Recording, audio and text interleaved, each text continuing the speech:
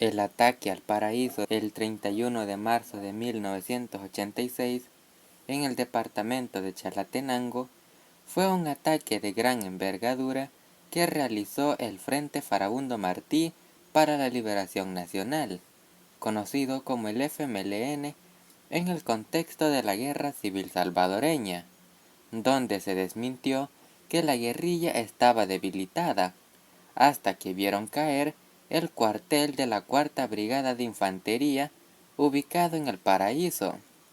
¿Te interesa conocer la historia de cuando el ejército subestimó al FMLN? Entonces prepárate, porque en Historia Cuscatleca te contaremos todo sobre el ataque al Paraíso de 1986. Pero antes de empezar, no olvides de suscribirte y darle like al video, así nos puedes motivar a hacer más contenido histórico salvadoreño.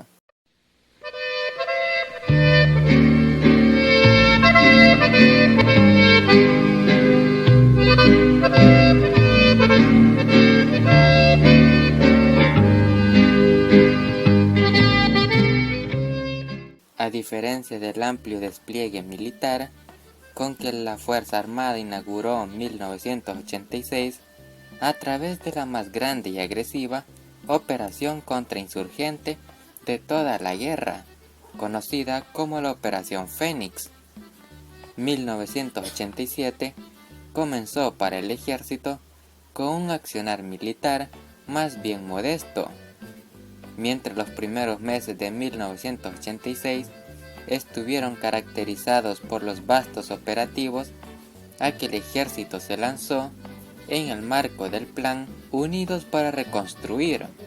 A partir del último trimestre de ese año, la Fuerza Armada entró en un periodo menos activo en términos ofensivos, debido presumiblemente, entre otras cosas, a las urgencias que supuso el terremoto del 10 de octubre y a la necesidad de asignar importantes contingentes de tropas a las tareas de protección en la recolección de los cultivos de exportación, especialmente del café.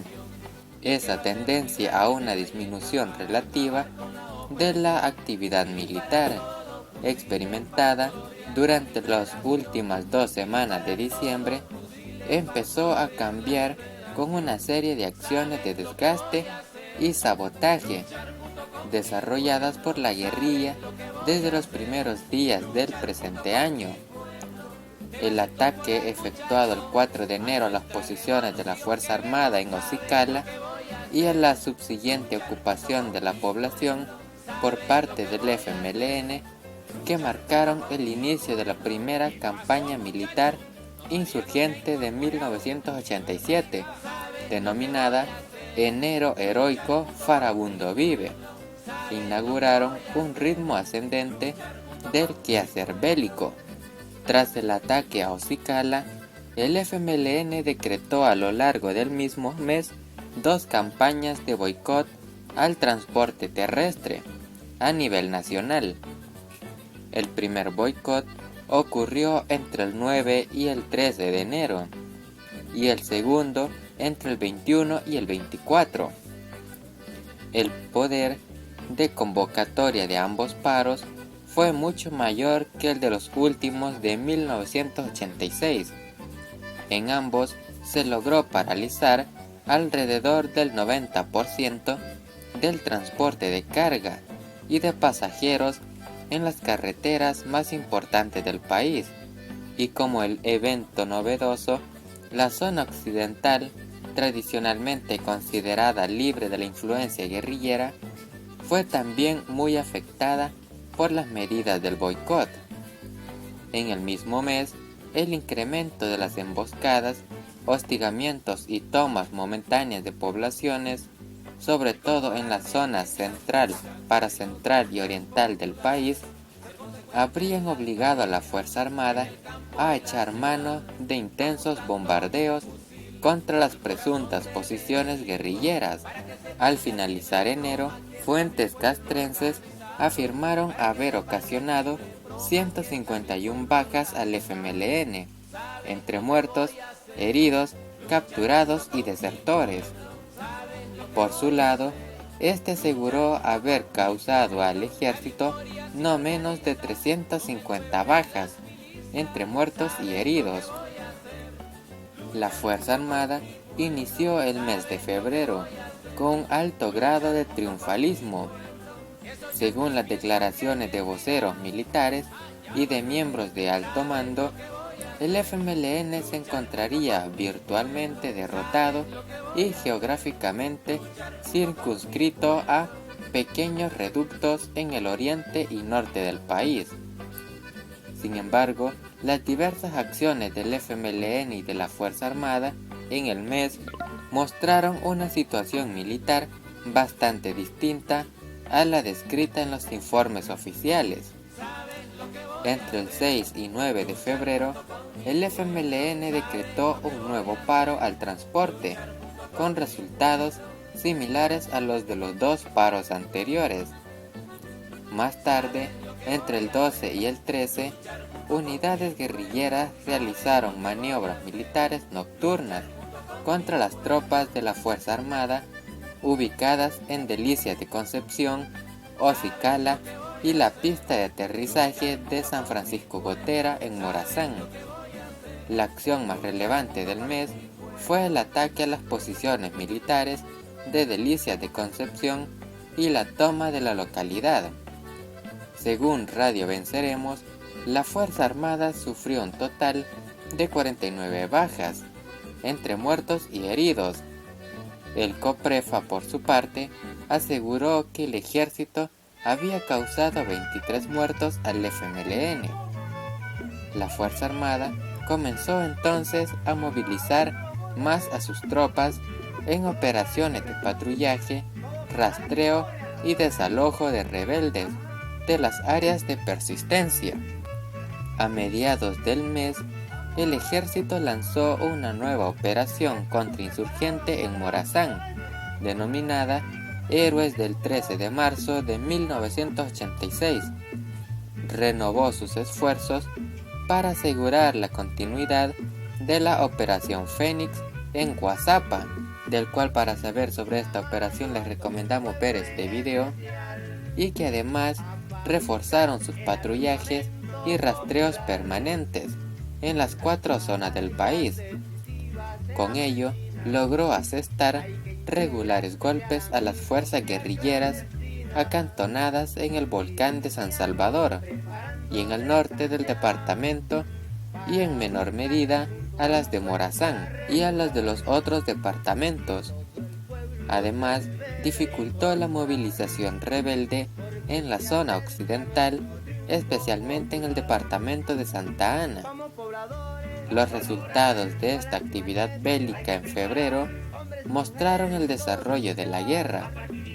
Según COPREFA, la Fuerza Armada habría ocasionado 149 bajas al FMLN, entre ellas 74 muertos, 66 heridos y 9 desertores, y le habrían desmantelado no menos de 5 campamentos e incautado considerablemente cantidad de armas, explosivos y más de 200 minas. Por su parte, el FMLN aseguró haber causado al ejército 459 bajas, 175 de las cuales habrían sido producto de 11 emboscadas de envergadura. Además, habría averiado no menos de 5 helicópteros, derribado 1 y destruido 3 vehículos militares y una casa cuartel. Pese a ello, el triunfalismo de las valoraciones castrenses sobre la marcha de la guerra no desmayó a lo largo de casi todo el mes de marzo.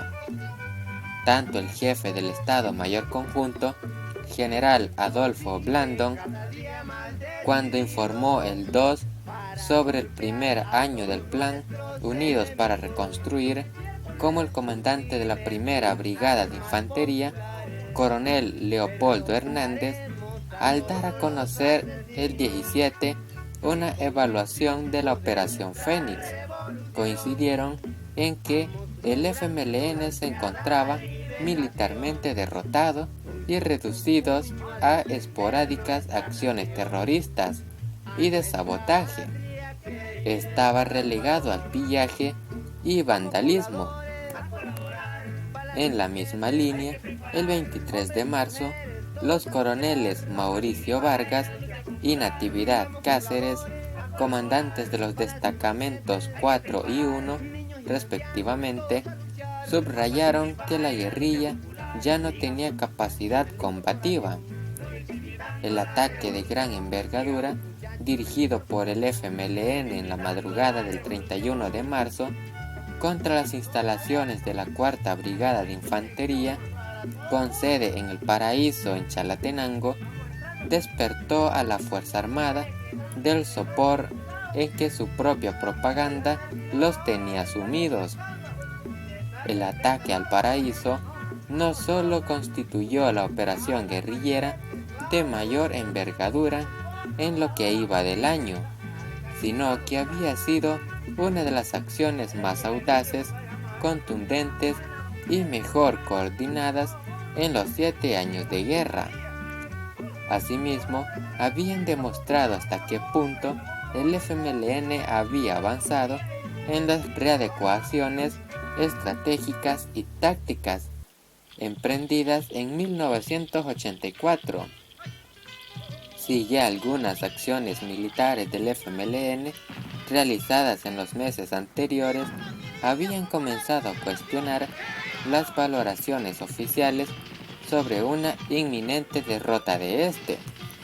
La bien planificada y ejecutada maniobra militar del 31 de marzo había mostrado que el FMLN continuaba siendo una fuerza militar capaz de asestar golpes fuertes a las tropas gubernamentales.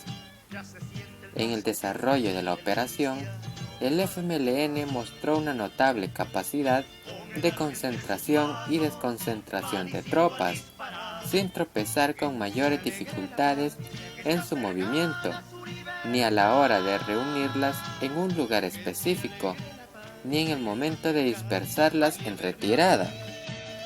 La guarnición de El Paraíso había sido destruida una primera vez el 31 de diciembre de 1983. Desde esa ocasión, cuando el FMLN causó no menos de 300 bajas a los efectivos gubernamentales, los sistemas de defensa del cuartel habían venido siendo perfeccionados al punto de considerársele como prácticamente inexpugnable. El Paraíso constituía una de las más fortificadas y estratégicas guarniciones de la Fuerza Armada y el cuartel más grande de la zona norte del país, diseñado al estilo norteamericano. Pese a ello, los propios efectivos de la guarnición declararon que los guerrilleros lograron burlar la vigilancia y la seguridad del cuartel, aunque los alrededores estaban minados. El comandante de la unidad, coronel Gilberto Rubio, indicó que los 8 subversivos muertos en el interior del cuartel eran guerrilleros infiltrados entre la tropa. Más tarde, Radio Venceremos informó que efectivamente hubo infiltración y advirtió que con el reclutamiento forzoso implementado por la Fuerza Armada, la infiltración sería mayor. Por otra parte, y al igual que en 1983, los voceros militares y los altos oficiales se apresuraron en un primer momento a restar importancia al golpe, asegurando que se trataba de una acción desesperada en un afán de propaganda, con la idea de hacer creer que aún tenían fuerza. En un segundo momento, la magnitud del ataque se impuso incluso a los más optimistas. Los propios mandos militares que previamente lo negaban, no solo reconocieron que el FMLN aún tenía capacidad combativa, sino también que la seguiría teniendo. El ministro de Defensa afirmó que un ataque como este era de esperarse que no sería el último, El coronel Rubio admitió que fue un golpe minuciosamente y perfectamente planeado. El propio general Blandón declaró que el ataque fue muy impresionante. Según fuentes de la Fuerza Armada y el Departamento de Estado norteamericano, en el ataque habrían participado unos 800 guerrilleros, que pudieron haber ocupado, además de ametralladoras, morteros de 81 milímetros y cañones 105 milímetros. El FMLN informó haber utilizado fusiles automáticos, morteros y lanzacohetes. El parte oficial sobre los hechos, hecho público el 1 de abril, reconoció que la Fuerza Armada sufrió 69 efectivos muertos, entre ellos un asesor norteamericano del tercer batallón de las séptimas Fuerzas Especiales del Ejército de Estados Unidos y un centenar de heridos. Esta cantidad de bajas, reconocidas oficialmente, puede ser cuestionada. Según expertos militares, en un ataque de esa naturaleza y con esas características, el número de heridos puede haber sido 3 o 4 veces mayor que el número de muertos. Tomando en cuenta esto y aceptando el informe oficial sobre las bajas mortales, el total de bajas podría llegar a ser considerablemente mayor al reconocido. Según el FMLN, sus unidades ocasionaron al ejército unas 60-50 bajas en el interior del cuartel. En todas las acciones que coadyuvaron al desarrollo de la operación, según el FMLN, habrían producido unas 700 bajas a la Fuerza Armada. El ataque al Paraíso había impuesto nuevamente la realidad de la guerra sobre las apariencias de la propaganda gubernamental y los intereses de aquellos sectores minoritarios del país que pensaban ideológicamente que no había guerra, o que en cualquier caso vivían como si no la hubiera. Sería porque simplemente viven al margen de los efectos de la guerra, o sea también porque piensan que el FMLN estaba a punto de ser aniquilado militarmente. El ataque al Paraíso había mostrado igualmente la fatuidad de esta apreciación. Ni el FMLN estaba a punto de ser derrotado, ni por lo tanto la guerra a punto de concluir. Ya antes de los sucesos del Paraíso, la propia embajada norteamericana había empezado a modificar sus pronósticos sobre el presunto final del conflicto, prolongado a 7 u 8 años el plazo para que la Fuerza Armada derrotara al FMLN. El pueblo salvadoreño, las mayorías que sufrían directamente los efectos de la guerra, sin embargo, no tenían por qué cargar por tantos años más con los costos del conflicto, sobre todo cuando quienes tienen mayores recursos para financiarlo se han rehusado a pagar el impuesto de guerra. Ello debió surgir a las partes en conflicto a reanudar esfuerzos en favor del diálogo y la negociación. Y este ha sido el video sobre la historia de cómo el ejército pensó que la guerrilla estaba derrotada. ¿Y tú qué opinas? ¿Crees que fue verdad lo que dijo el coronel Rubio? Déjanos tu respuesta en la bandeja de comentarios y no te olvides de suscribirte y activar la campanita de notificaciones para que no te pierdas ninguno de nuestros próximos videos. Nos vemos hasta la próxima.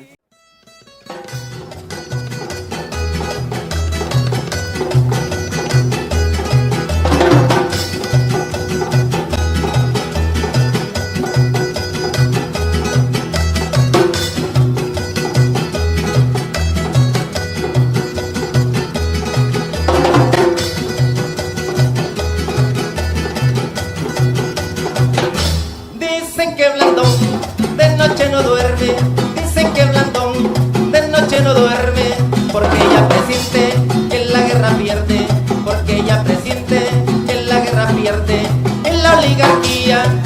noche tiembla en la oligarquía, día y noche tiembla, perder el poder si pierde la guerra, perder el poder si pierde la guerra. Atacan las patrullas a todas las ciudades y en los caminos emboscan los convoyes y los zapadores dinamitando puentes y salen victoriosos en todas las acciones. Ay, atacan las patrullas en todas las ciudades y en los caminos emboscan los convoyes y los zapadores dinamitando puentes y salen victoriosos en todas las acciones.